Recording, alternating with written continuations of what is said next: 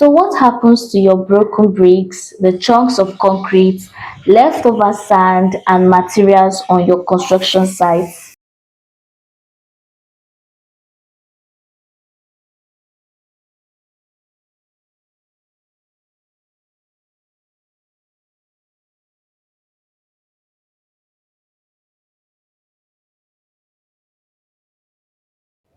The Lagos State Waste Management Authority is responsible for this. Actually, their construction, demolition, and disaster waste division handles all the leftover sand, the materials, the broken bricks, and the chunks of concrete.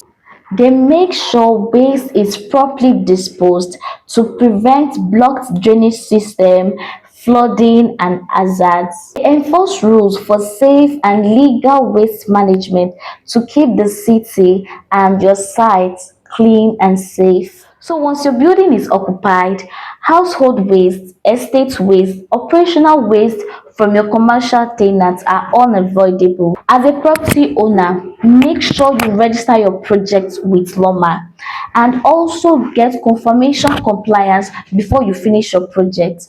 This is to avoid you paying for extra fines and stoppage of work. Please, as you're calculating the cost of land, cost of building, your rental income, please don't ignore your environmental compliance.